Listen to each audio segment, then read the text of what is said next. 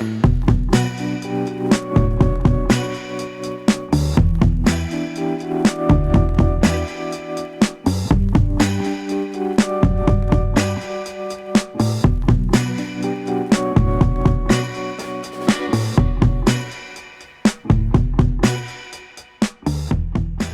you doing? Tom Garcia, Iron Fist Brewing Company, production manager, brewmaster. I've been here 2 years on the 31st of this month. It's been pretty awesome in terms of creativity and being able to open up our options for the beers that we provide.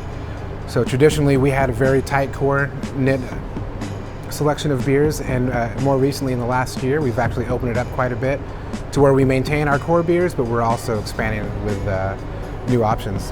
When I grew up, there was about 1, maybe 2 breweries running around. So I graduated high school in 1996. That's the same year that one of the largest breweries around here opened up.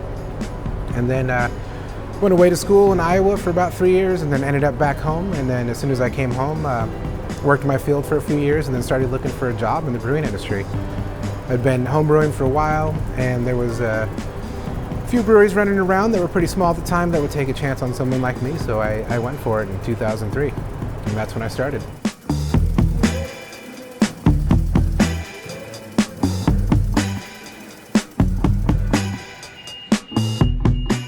I started at Stone. So I got the privilege of starting out moving kegs around in the tasting room. So I got to do the ground up type of learning, apprenticeship and that type of thing as well. So about 7 years, end of 2009, early 2010. I was getting some ants in my pants and wanted to see what else I could do. So I looked for some newer ventures. And so during that time, I'd been the cellar supervisor, ran the quality control lab, and then I brewed for a number of years as well. So when I decided to move on, it was with some bittersweet sadness, but also some happiness as well. I started a consulting company for breweries, which actually is how I met Iron Fist. So they were one of my first customers, clients I guess you would say, in the early 2010 years. 2017 I wound that company down, and it was about that time I was looking to partner for my next step, and Iron Fist was looking to grow and their abilities, and we tended to just match up with what they needed and what I needed. Took a little break, and then I was called back in to interview, and that's when I came on as the production manager, and later I shared the title as brewmaster as well.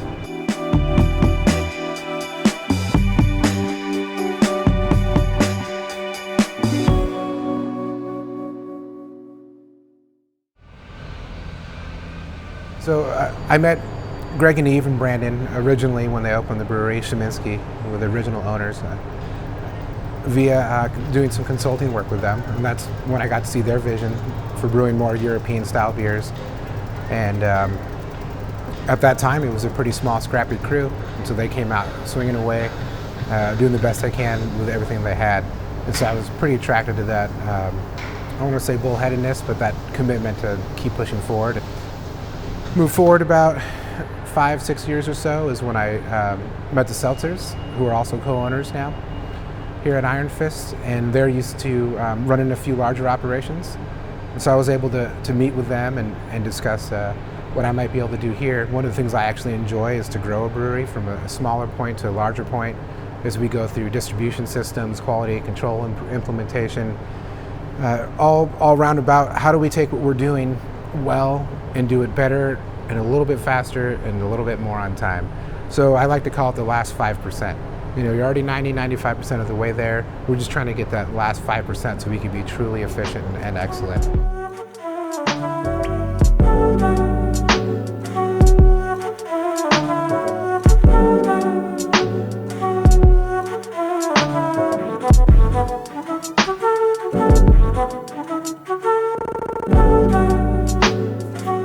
Well, there's two. I say there's two ways to gain experience. One is to gain it, and then one is to get someone who has it. And so a lot of the experiences that I gained over time, I wasn't the first person to experience it. Someone who knew more than me taught me. Someone had already gone through the bad batch. Someone had already found a reason as to why we sanitize the bottle this way, why we sanitize the can that way, why we use hot water versus a chemical. So I benefited from a tremendous amount of knowledge when I was coming up at Stone, because I was able to learn from other folks like Lee Chase, who was my brewmaster at the time, and later on Mitch and Steele. These are folks that had an endless source of information that they learned from someone else who taught them how to do something. So the big difference is when you say, I'm going to learn it through experience versus I'm going to learn it by using other people's experience. And so I was able to gain that experience from other folks and emulate it, and then able to share that same process of brewing as I moved into Iron Fist. So instead of them having to work for years to gain that information, it just came with me. And then at the same time, I'm able to start new projects and learn things that I've never done before. So I don't know, there's a decent thread of learning, which I think a lot of brewers really enjoy. The always learning in beer is why we get attracted to it. There's always something new. If you think that you know everything about beer and you understand absolutely everything is to know about it, and you probably don't need to read another book, it's a good time to check out, because you just missed it. As soon as you think that you've got it, then you missed it. So right now we've got one of the premier systems, and I believe it was one of the first systems that they really started to work with around 2010. So it's a 15 barrel system, but we run a solid 20 in there, which is pretty typical. Is, you know, folks trying to get to that. That's fly, man. Folks trying to get to the maximize the brew house, get as much as they can out of it. Maybe you got my mouth swallowed now. So we maximize. We go to 20 barrels. We run a mash tun, lauter tun, and then we run a boil kettle whirlpool. So it's a 2-vessel system. Technically, if you count our hot liquor, it's a 3. But, you know, 2 brewing vessel. And then we've got 30 barrel tanks, and we've got 60 barrel tanks, and we've got one 10 barrel tank. The 10 barrel tank is our small batch tank. So we tend to run a lot of our small batch experiments and pilots through there. And then we reserve the large tanks for our core beers. So when you look at what we're doing here, we have, you know, about 5-6 beers that we brew continuously year round. Velvet Glove, Counterstrike, Summer City, Nelson the Impaler, Blood Orange Nelson the Impaler. Red Sky at Night is one that should be new to the introduction of the core beers as well, which is a nice American style red. We love those beers. They do well in the market. They sell at the grocery store, and we know how to make them, so we continue to make them. So that's why we have our small batch experiment series. So once a month, we're putting out a new 10 barrel to 15 barrel batch, where we basically take a style and we see how we might want to implement it here at Iron Fist. And even though there's a lot of trends and going back and forth with different styles of brewing right now, which there should be and there always is, we really try to take our interpretation of how we brew and how we, as I like to say, stick to traditional brewing techniques as much as possible and apply that into these new styles. What I tend to do is do some traditional styles, but I like to change 1 or 2 variables to see what can we get. So maybe I'll do a real solid pale ale or a real solid IPA and go, well, what if we added this yeast, or what if we added that type of hop? Or, you know what, in this case, let's go to the fruit tree next door, let's grind up like 20, 30 pounds of those oranges and toss them in. We're still, you know, we're starting to, you know, play with adjuncts and things that aren't always traditional brewing ingredients, but we didn't have to go and buy the flavor from the bottle, open it up, and then dump it in.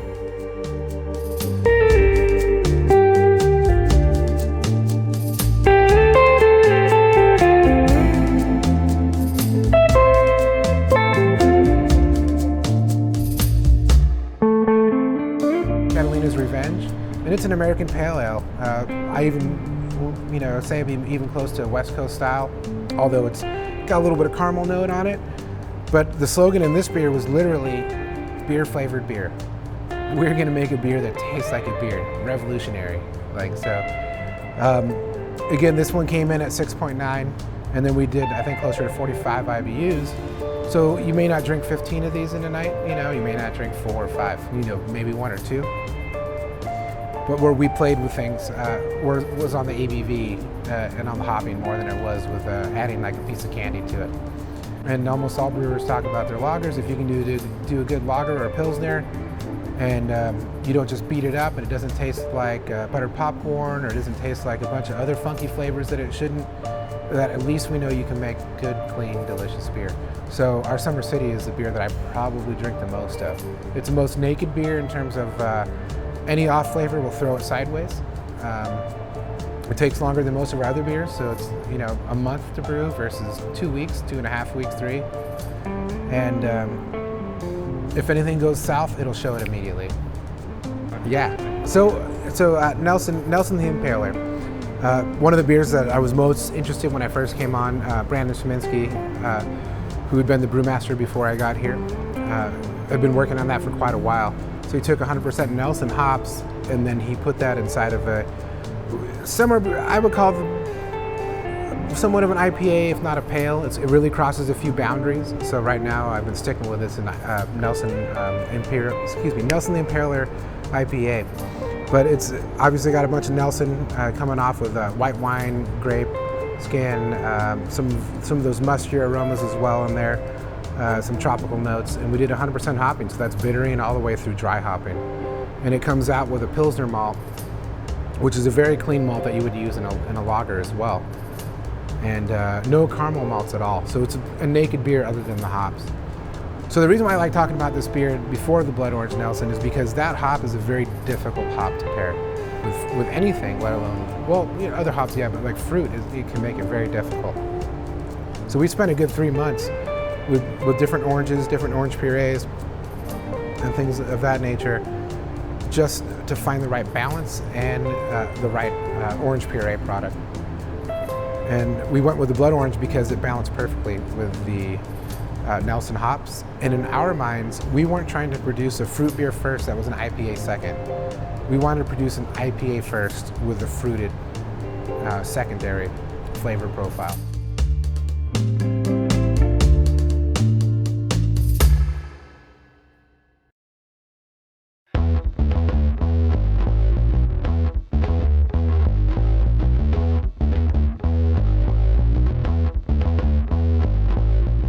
Counterstrike IPA, West Coast style IPA. They've been brewing it at Iron Fist since, I'd say, like 2012, 2013. This beer is pretty forward in the aroma hops. Bitterness isn't extravagant. We're not in the 70s, 80s, 90s. We're right there in the 45, 40 IBUs. So it should be palatable to most folks. It's not going to burn your palate if you drink 2 or 3 or 4 of them. But you'll still get that nice bitter aftertaste and also the upfront crisp, clean bitterness as well. So when you get a pack of that Counterstrike, you can know that the 3 dudes that are here during the day making beer and packaging beer and filling orders, there's 3 guys put that case onto a pallet, wrapped it, put it onto a truck, got it to the distributor, and then got it all the way to you. But it was basically 3 guys that were spending all their time making sure this beer was perfect and taken well care of. All right, that summer feeling. It's a beer we recently brewed and released last month, I believe. It's an American wheat, and we really played with this beer to some folks liking and to some folks disliking. So we did a bit of a smashing of styles. So we took what would be an IPA, and then we took what would be a wheat beer, and we did a decent amount of research on this. So we didn't try to produce a Hefeweizen with the German notes of clove and banana and those types of things. And we try to stick with an American wheat, which is a little bit more clean in terms of those phenols and those other interesting aromas. But we sat back a little bit and said, let's turn up the IBUs and let's turn up the hops on it. So if you're a hop head and you want a nice full-bodied, almost like a creamy, obviously there's tons of wheat in there, beer that's still an IPA and is not a straight hazy, although there is some haze to it, this is probably a good beer for you. I think we're something in the 80 barrel range, so it's not a huge warehouse for barrels, but we have enough barrels to play continuously. We've got them divided into 2 main sections, which is fairly common. We've got our liquor barrels, so anything that came from a whiskey, a bourbon, a rum, that type of thing, and then we've got our wine barrels. So we tend to run all of our stouts and all of our higher ABV beers inside those wine barrels, the liquor barrels. So for instance, our 7th year anniversary, we brewed a beer called 7-7, which was an Imperial Red. We aged it in the barrel for a couple of years, and then we decanted it, and now we've got it packaged into kegs, into bottles as well. On the flip side, we have sours that we've been working on for 6-7 years. So we have cultures that have been passed down throughout the barrel generation, and we've been producing a decent amount of lagers and saisons that we've been re-fermenting in our Chardonnay barrels, in our port barrels, to get that wonderful brut and sour characteristics you would get from Brettanomyces. And at the same time, we're getting a beautiful barrel characteristic off of it. I'm excited because I'm basically busting at the seams, ready to produce. Like, I'm ready to release this beer. It's ready. It's time. I got 6 months on some things before I have to package it. I'm very excited about what's waiting to hit the streets in those barrels.